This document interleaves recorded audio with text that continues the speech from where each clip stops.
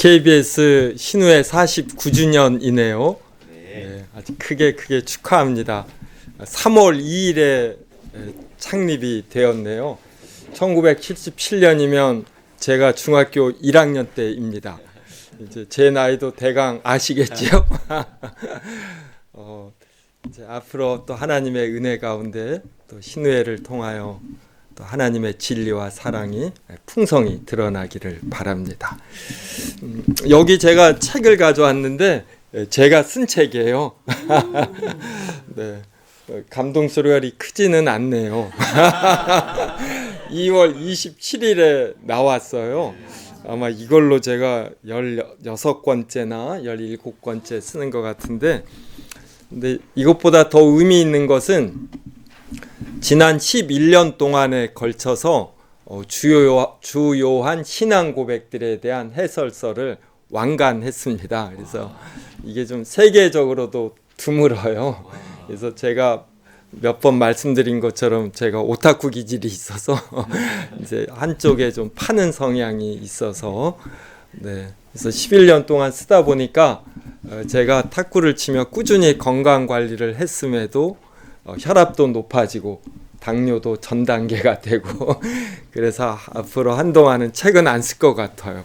쓰려고 해도 체력도 안 되고 이제 집중력도 많이 떨어졌습니다. 그래서 49년이라 제가 드릴 선물은 없고 이거 신우회 드릴 테니까 알아서 나눠서 가지세요. 그러면 왜 이런 신앙 고백들을 쓰는가, 이러한 거 오늘 설교 본문과 같이 해서 삼위일체에 대해서 살펴봄으로 이렇게 자연스레 설명이 되도록 하겠습니다. 오늘 또 우리는 신앙 고백을 사도신경으로 채택해서 고백을 했어요. 우리가 예수님, 하나님을 믿는다고 하는데 도대체 무엇을 믿느냐, 이 내용을 우리가 예배 중에 고백할 만큼 이 순서는 중요합니다. 이것을 이제 사도신경인데, 사도신경은 사도들이 신경 써서 만들었다 해서 사도신경이 아니라 이 신경이 크리드, 네, 그래서 중요한 신조 뭐 이런 내용이에요. 근데 사도들이 만든 것은 아니고 사도들의 가르침을 후세에 이제 4, 5세기경에 이러한 신학자들 뭐 이러한 분들이 만든 것입니다. 그런데 우리가 예배 중에 고백할 정도로 짧아요. 그런데 성경의 내용은 39권, 3927, 신약 27권, 66권으로 방대합니다. 그래서 이 내용을 보다 더 길게 이제 작성했어요. 그리고 사람은 이렇게 분류할 때 좀 논리가 있을 때 잘 이해가 됩니다. 그래서 주제별로 성경 전체의 내용을 잘 구분해 놓은 것, 이러한 것을 신앙 고백이라고 생각하면 됩니다. 그래서 1500년대에 만들어진 하이델베르크 신앙 고백, 이제 독일이죠.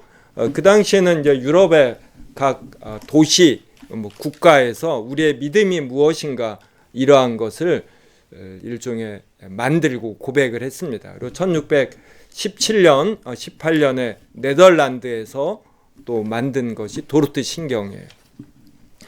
그 다음에 1643년부터 한 5년 동안 121명의 목사님들이 모여서, 네, 그때는 유튜브도 없고 뭐 그러니까 한 5년 정도 모이라 그러면 모였고, 이러한 일을 중요하게 여겨서 국가가 이 모든 비용을 지불할 정도의 어떤 가치의 공유가 있었습니다. 그래서 그때 만들어진 것이 이제 웨스민스터 사원에서 만들어졌다 해서 웨스민스터 신앙 고백, 그 다음에 이것을 Q&A 형태로 만든 것이 그래서 소요리 문답, 쇼터 캐티키즘, 그래서 캐티키즘이 그냥 Q&A예요. 그래서 초신자 내지 이제 학생들, 그 다음에 라저 캐티키즘이라고 그래서 성인과 교육자를 위해서 만들었습니다. 그래서 제가 이걸 2022년에 웨스민스터 신앙 고백에 대한 해설서를 쓰고, 그리고 이제 4년 만에 이 대요리 문답 썼습니다. 네. 자, 그러면 왜 이런 신앙 고백서가 필요한지 이제 오늘 본문을 통해서 이렇게 살펴보도록 하겠습니다. 요한복음 1장 1절 보면 태초에 말씀이 계시니라. 이 말씀이 하나님과 함께 계셨으니 이 말씀은 곧 하나님이시니라 그래요.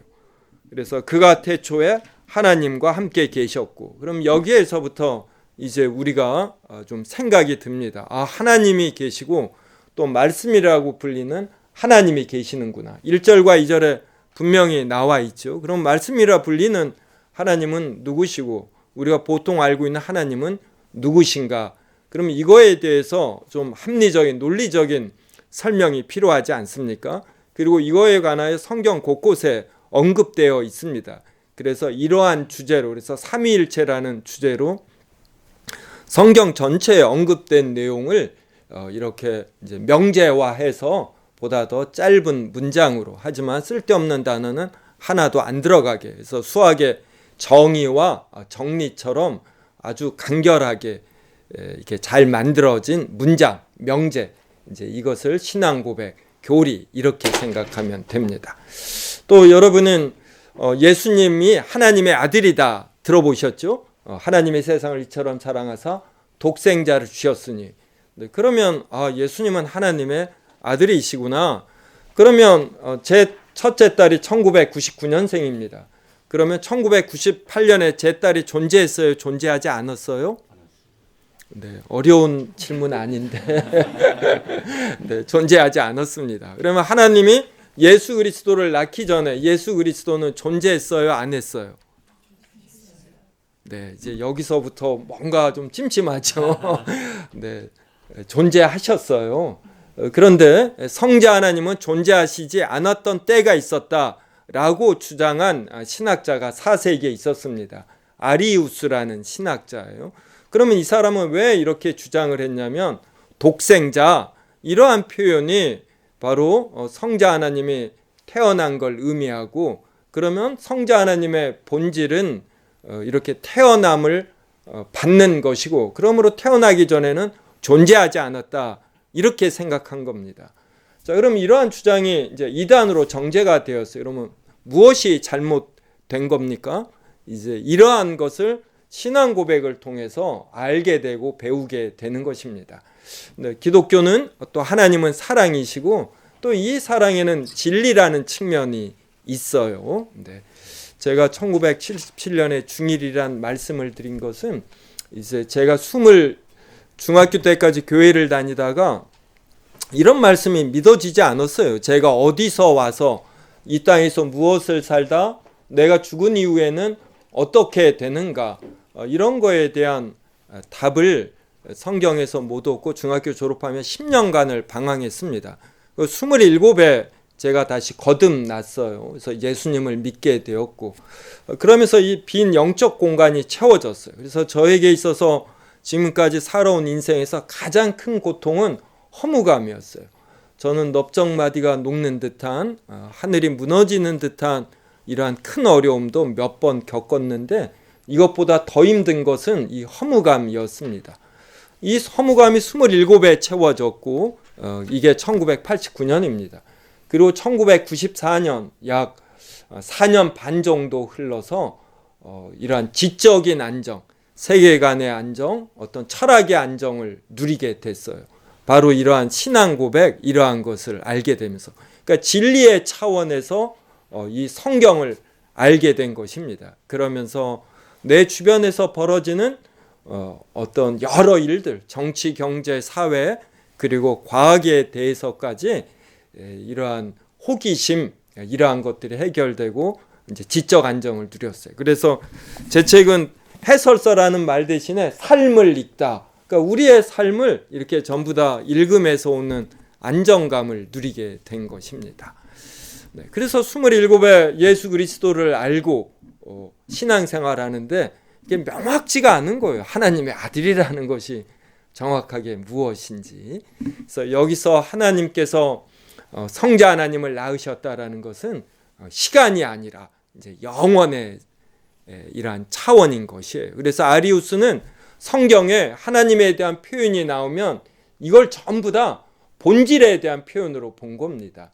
그런데 이 신앙 고백이 이것은 본질에 대한 것이 아니라 이런 위격 간의 관계에 대한 표현이다. 이제 이렇게 설명을 해주는 거예요. 그래서 성부 하나님, 성자 하나님, 성령 하나님은 본질에 있어서 같고, 그래서 이 본질의 속성에 해당이 되는 영원, 능력, 어떤 사랑, 이러한 면에서도 같은 것입니다. 그래서 성부도 스스로 존재하시고, 성자 하나님도 스스로 존재하시고, 성령 하나님도 스스로 존재하셔요. 우리는 이것을 자존, 이러한 단어 들어보셨을 것이에요. 그런데 성부와 성자 간의 관계는 어떤 관계냐면 성부가 성자를 낳는 관계인 것이에요. 근데 성부나 성자나 본질이 영원하시기 때문에 이 성부가 성자를 낳는 건 어떤 영원 속에서 낳는 거예요. 저는 늘 시간이 궁금했습니다. 내가 어떻게 존재하나? 그럼 내가 죽으면 무슨 의미가 있습니까? 스피노자가 그랬죠. 내일 지구의 종말이 와도 사과나무를 심겠다. 저는 안 심습니다. 네. 종말이 오는데 그게 무슨 아름다움이니 진리니 질서니 조화니 이게 무슨 의미가 있어요. 네. 우리가 기독교인이 된다라는 것은 이러한 본질적인 근원적인 사고를 해 나가는 거예요. 그냥 무엇이 적당히 좋다. 하나님은 분명히 사랑이신데 이것을 좀 저차원적으로 사랑해서 그냥 대강 이렇게 서로 양보하면서 나아가는 이제 이 정도를 말하는 것이 아닌 것입니다. 그래서 하나님이 영원하시다라는 것을 이해하게 되면서 이 시간을 이해하게 됐어요. 제가 물론 이것을 이해하는데 아인슈타인의 상대성 이론이나 그가 말한 이러한 것들이 또 아울러 크게 도움이 됐죠. 그러니까 하나님의 영원성을 알면서 저는 이제 경제학 전공이라 물리학에 대해서는 잘 모르지만은 그래도 하나님의 영원성을 할 때 아인슈타인이 말한 것들에 대한 직관적 이해는 생기고 그랬습니다. 네. 그래서 성부 하나님이 성자 하나님을 낳으셨다라는 건 시간이 아니라 영원 속에서 낳으신 것이고, 그래서 이것은 지금도 성부와 성자의 관계가 아버지와 아들의 관계이다. 이것을 말해 주는 것입니다. 그 영원하신 성자 하나님이 사람이 되셨어요. 이게 언제죠? 다들 긴장하시는지 아주 쉬운 질문입니다. 네, 2000년 전이에요. 그래서 성부가 성자를 낳으시는 건 영원히, 그 영원하신 성자 하나님이 그 영원하신 분인데 이 땅에 와서 시간 속에 갇혀서 피조물 자체가 됐잖아요. 그러니까 얼마나 낮아지십니까? 이건 2000년에 되신 거예요. 그래서 성자 하나님이 구약시대에 계셨어요? 안 계셨어요? 네, 계신 것이에요. 사람이 되신 예수 그리스도는 안 계셨지만 인성을 취하신 성자 하나님의 신성은 2000년 전에 비로소 이 인성을 취하셨지만 구약시대에도 계신 것이에요. 그래서 우리가 삼위일체를 알 때 창세기 12장에서 하나님의 아브라함에게 나타나셔서 내가 너로 큰 민족이 되게 하시겠다. 내 이름을 창대하게 하리라 그랬어요. 그럼 이 말씀을 하신 하나님은 어떤 위격이에요? 성부 하나님이셔요? 성자 하나님이셔요? 성령 하나님이셔요? 네. 삼위일체 하나님이신 거예요. 그래서 성경에서 특별히 어느 한 위격이 언급되지 않으면은 전부 세 위격이 전부 동시에 하시는 것입니다. 그리고 시간과 공간을 초월하시기 때문에 그 세에서 성부, 성자, 성령의 존재 방식, 이것은 우리가 알지 못해요. 그래서 성부가 성자를 낳는다고 할 때 이 낳는다라는 것도 낳는다라는 단어 하나만 공유되는 것이지 성경에서 자세히 설명하지 않습니다. 그래서 이런 면에서 우리는 늘 지적인 겸손함을 가지고 호기심을 멈추는 거예요. 그래서 성경이 가는 만큼 가고 멈추는 만큼 멈추고. 그래서 저도 데카르트처럼 이런 회의주의자였어요. 그래서 모든 거에 대해서 저도 의심을 했습니다. 그러니까 얼마나 힘들었겠어요, 제가.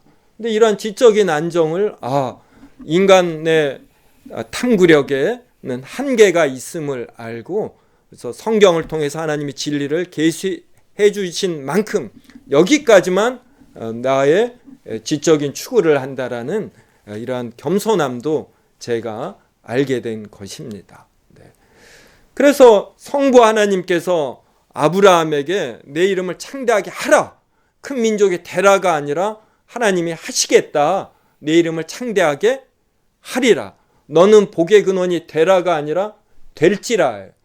그러면 그 이후부터 하나님께서 아브라함을 큰 민족의 조상이 되게 하시는 이러한 일을 하시는 거예요.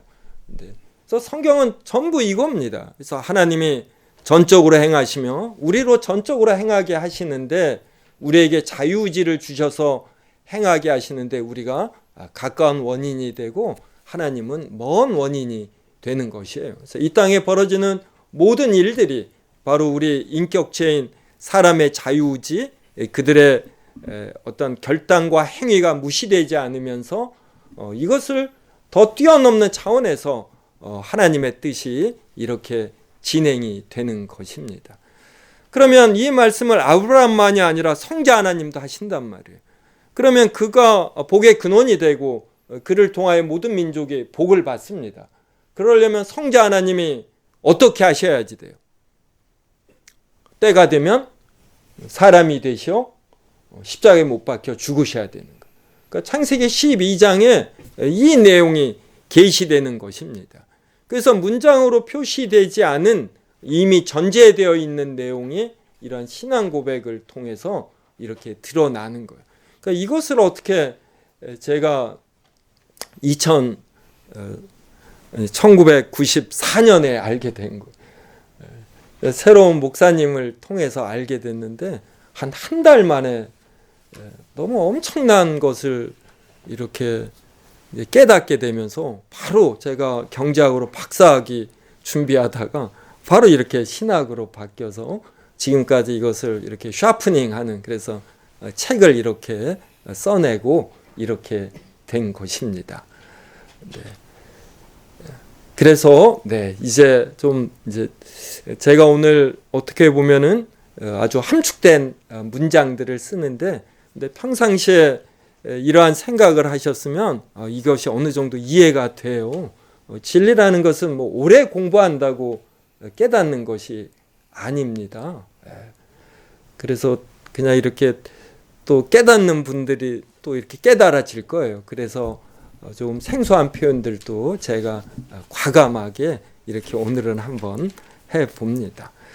그래서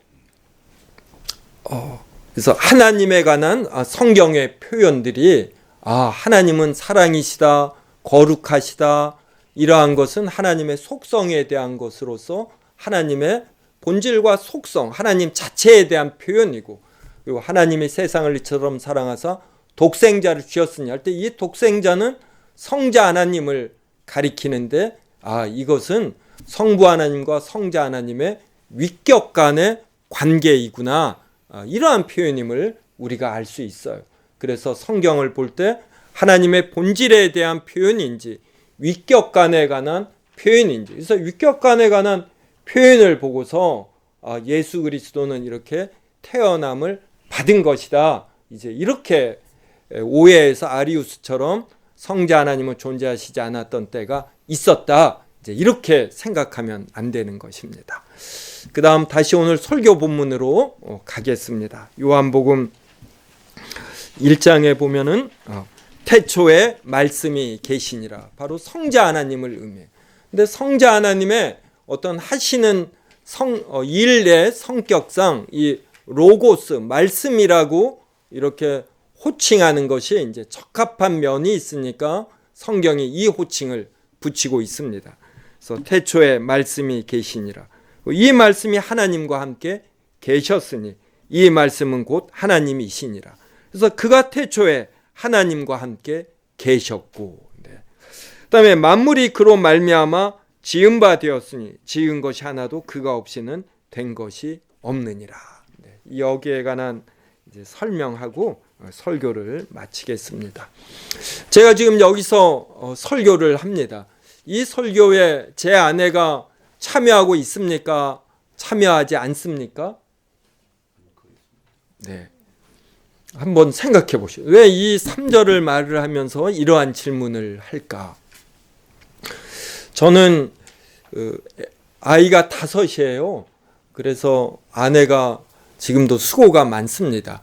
막내가 고3 이번에 졸업했는데 수능 본 날 자신 있게 재수하겠다고 했어요. 그래서 지금도 학원도 안 다니고 집에 있어서 아내가 세 끼를 제공하고 그렇습니다. 네, 이렇게 다 하니까 제가 여기서 강의할 수 있어요. 우리 집 아이들은 요 사이는 많이 극복했는데 한동안 우리 집 고양이를 기르거든요. 미미도 자기와 놀아주는데 도대체 아버지는 무슨 역할을 하느냐, 자신들에게 이렇게 정말 찬밥 신세를 한동안 받았습니다. 근데 아내가 전부 쓰는 돈이 그래도 제가 벌어서 갖다 주는 것 아닙니까? 그래서 아이들을 밥 차려주는 일에 제가 참여해요, 안 해요? 네, 하는 거예요. 네. 그래서 아내를 보통 무슨 사람 그럽니까? 네. 그리고 남편을 바깥 사람 그래요. 그래서 안과 밭, 그리고 우리 조상들도 성경을 몰라도 부부는 일심동체라고 합니다. 그럼 성부, 성자, 성령은 본질에 있어 갖고 능력과 영원, 이 속성에 있어서 같아요. 그러니 얼마나 하나가 되겠습니까? 그래서 예수 그리스도께서 이 땅에 오신 사역의 목적도 아버지 안에 자신이 있고 자신 안에 아버지가 있는 것 같이 너희가 우리 안에, 그리고 하나님이 너희 안에 있음, 그리고 너희도 서로가 서로 안에 거하며 하나됨이에요. 네. 여러분은 트럼프 대통령이 될 때 기대를 하셨나요? 네. 어떤 그 마가 트럼프를 지지한 분들도 이번 이란과의 전쟁에 대해서는 좀 다른 생각들을 갖는 것 같아요. 저는 뭐 트럼프를 비판하거나 지지하거나 이러한 것이 아니라 이 땅에서 누가 대통령이 되든 KBS에 누가 사장이 되든 우리나라의 어떤 대통령이 되든 KBS의 어떤 갈라섬을 하나로 봉합하기 힘들고 우리나라의 분열을 그렇고 세계의 분열이 그래요. 어떻게 서로가 서로 안에 거하겠습니까? 이 서로가 서로 안에 완벽히 거하기 위해서는 우리 내면에 완전한 변화가 있어야지 돼요. 바로 이것을 12장에서 하나님은 아브라함에게 하시겠다고. 성자 하나님이 아브라함에게 말할 때는 이걸 위해서 내가 때가 되면 사람이 되어 죽겠다라고 이렇게 말씀하시는 거예요. 바로 이러한 것을 성경에서 볼 때 이제 성경이 진정 말하는 것을 보게 됩니다. 근데 이거 성경만 봐서 이게 힘들어요. 그래서 뛰어난 신앙의 선배들이 이렇게 신앙 고백으로 만든 겁니다. 근데 이게 수학의 정의처럼 한 점에서 일정한 거리에 있는 점들의 집합, 이게 뭐의 정의입니까? 네, 틀리셨어요. 죄송합니다. 뭐의 정의죠? 네, 원이에요. 이렇게 말하는 분이 어디를 가나 꼭 10% 20% 있어서 다른 분들을 당황하게 합니다. 근데 이 교리가 이런 거거든요. 그런데 이 내용을 알면 성경이 얼마나 전체적으로 깊게 해석이 되고 또 다른 차원의 신앙생활을 하는 겁니다. 그래서 여기에 3절에 보면은 말미암아 돼 있어요. 만물이 그로 말미암아. 네.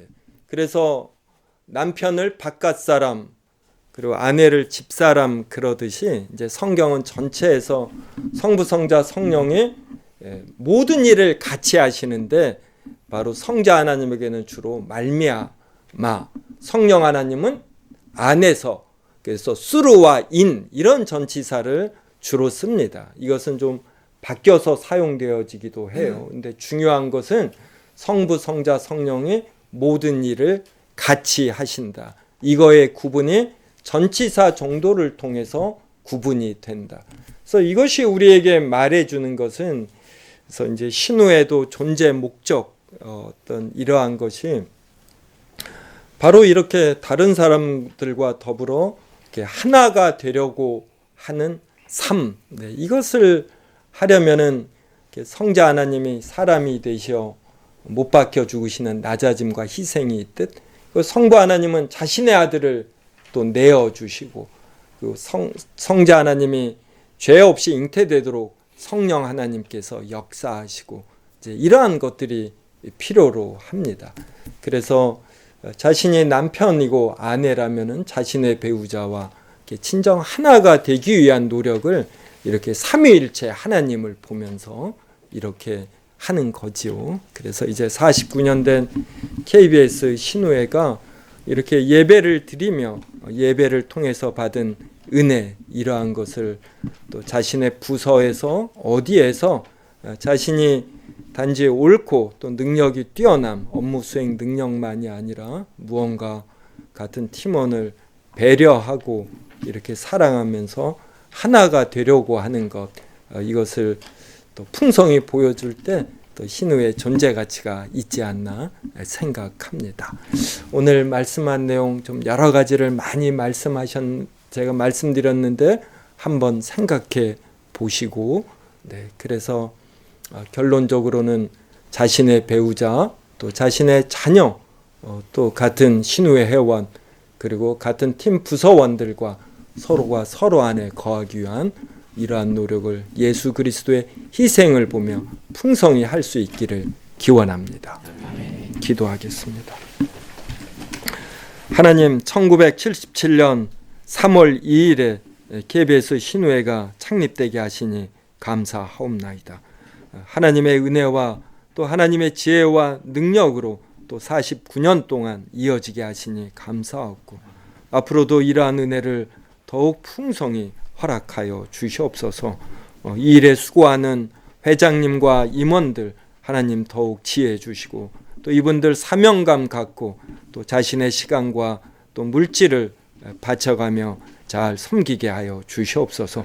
오늘 창립 기념일 맞이하여 또 플러스로 섬겨주신 이러한 회원, 또 퇴사했음에도 또 기쁨으로 달려온 이들, 그들의 따스한 마음 하나님 축복하여 주시옵고, 예배 후에 서로 격려하고 서로를 즐거워하는 풍성한 교제 있게 하여 주시옵소서.